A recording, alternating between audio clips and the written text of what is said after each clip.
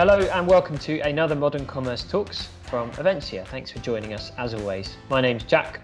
I'm your host from Insider Trends and delighted to be joined again by Jens Axelsson, who is our resident CX and loyalty expert at Avencia. Hi Jens. Hi. Jens, last time we talked a little bit about how the pandemic was affecting customer loyalty and lots of different ideas about, how that was manifesting itself, which I think gave us the perfect sort of grounding to today dip into, what retailers can actually do in reaction to that, to kind of, react to some of these trends. So question I want to ask, I suppose, and the best way to put this would be, how should retailers respond to, we touched a lot on kind of changing customers' needs, how customer journeys have changed in reaction to the pandemic and loyalty is changing. So in your opinion, what are the things retailers can do to respond to the modern consumers' changing demands on customer experience and loyalty? Yeah, okay. It's a big question, Jack. Yeah, again, I only ask big questions. But I think that from a consumer perspective, as I mentioned on the previous commerce talk, it's in many ways all about convenience. How will you support me? How will you guide me, etc. And that goes for every interaction point within the customer journey. From a business perspective, it's all about being creative and merge those things from a consumer convenience and from a business perspective creative, where the thing in between is, of course, that today time is hard currency. As a consumer, you don't have time to wait. You want to have things instant. You would like to choose, for instance, how you would like to have your online order delivered. And from a business perspective, it's all about saving time, being efficient. So give you as much as time as possible to be creative, right? And based on that, I think for real that for several years, brand has invested in products, e-commerce, digital sales and communication. And now it's time to invest service, experience and loyalty, because in the end, I believe at least that this is very often these kind of elements that will differentiate you from other alternatives out there. So that is the biggest thing, to invest in those areas.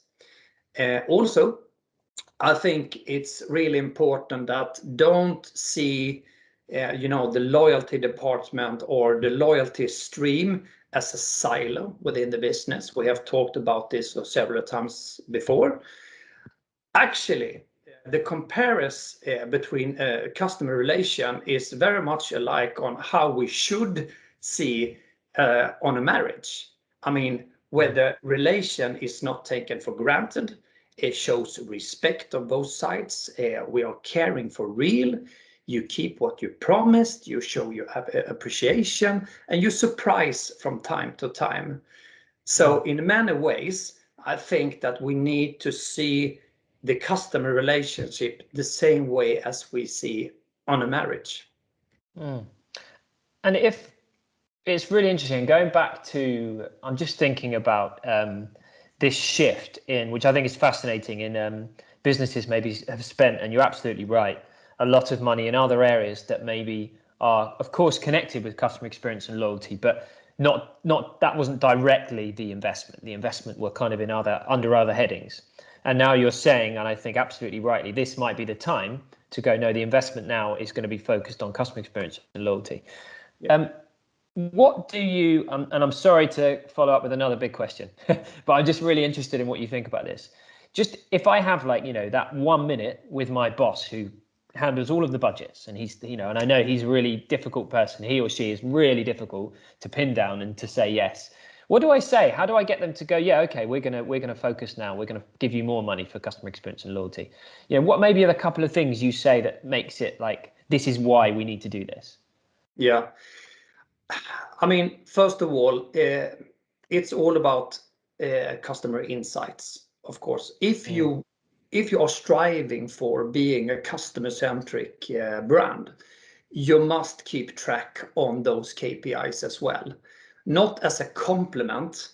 Your total, core business must be driven in all levels based on that.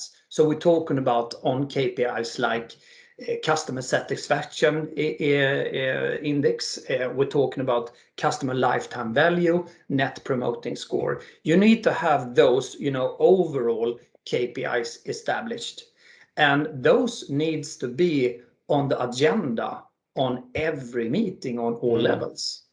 There you can talk about, acting and living customer focus for real. If you don't have the insights, it doesn't really matter, right? That's interesting. Because, so then basically if I go to that boss, actually if we really focus our investment on CX and loyalty, CRM, whatever, that look at the KPIs that's going to influence. If we're talking about these big things, actually, I believe this area will, turn the dial on these much more than anything else. That's really interesting. So you'd actually make it a KPI focused conversation, basically. Yeah, I think that's really important. As mentioned on the previous commerce talk, of course, many, for instance, retailers has of course seen that the share of active customers has decreased a lot. And that is the fact for many actors out there. So it will be sort of a kicking in an open door, but instead of being too tactical, looking down on your shoes and, okay, let's add a new offer. Let's press the margins, etc., because that is often the case. So you solve the problem short term. So you need to lift your eyes and look at the horizon and drive the business more with this KPI also from a strategic perspective. Yeah, that makes a lot of sense. And of course, that's what modern commerce is all about and what you guys do. And I get that looking a bit further into the future. Otherwise, you're reacting to trends that change as quickly as you've managed to change your business, basically. Exactly. And any other kind of points that spring to mind in terms of and of course it always has to be caveated that this is entirely dependent on the kind of business that we're dealing with and their own customer insights. But very broadly, any other tips in terms of how a business can respond to these changing loyalty trends and demands? Yeah, I mean, if we turn the first question around, and if I talk directly to the stakeholders out there, I would like to also, emphasize. We talked about being a customer-centric and what it really takes, right? We talked about the strategic KPIs being, KPI and target-driven based on customer insights, of course. I will also making sure that, in this, scattered landscape that we are living in to fulfill a unified commerce setup, you need to have a proper modern CRM platform that support the fast moving process, but also from a creative perspective. That's really, really important.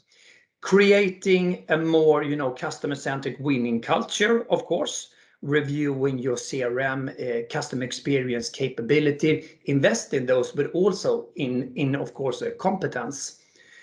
Clarify your value proposition and your customer promise, anchor it on all levels, and live them always in everything you do, of course. And of course, all these are, combined together, and you need to make this, the customer experience and, how we, deliver, do the fulfillment and develop our customer relationships. It must be an integrated part in all aspects throughout the customer journey. It's not a program. It's not a specific department in the company. It is the company. That is a really, really interesting point and probably a good point to round off. And because it feels like that becomes more important in an omni-channel world as well, Jens, because there's so many ways, whether buying, browsing, or pure brand awareness, that a customer engages in some way with the brand. That's only increasing. And so actually a business that just changes certain elements of it, nothing really is going to change overall. Everything has to be, as you say, integrated, and that feels like a really important point. Jens, thank you so much again for your insights. And what I should say, because I think this is the kind of subject we could talk about probably for a lot longer than 10 minutes. But Jens works with clients all the time solving these kinds of issues. I've discussed these at length before with Jens in regards to some of the businesses he's already helped. So with I think a big degree of focus on going beyond just traditional loyalty reward programs, discounts, membership cards, and whatever. I think what Jens does brilliantly is he really digs into the customer needs, the customer experiences, and then helps businesses to kind of shift those so that loyalty kind of comes from great customer experiences rather than just some specific initiative. I think Jens is great for that. So if anyone watching this wants to kind of revamp their customer loyalty, customer experience, then your best thing to do is probably to head to the Eventia website. So we have a CRM and customer loyalty page on the website, and there you can find more about the services and kind of how Jens works, and then get in touch if you want a conversation with him or anyone else in the team. Jens, thank you so much. Thanks, Dick. I look forward to doing another one soon. And thanks to everyone for listening. All the best for now. Thank you.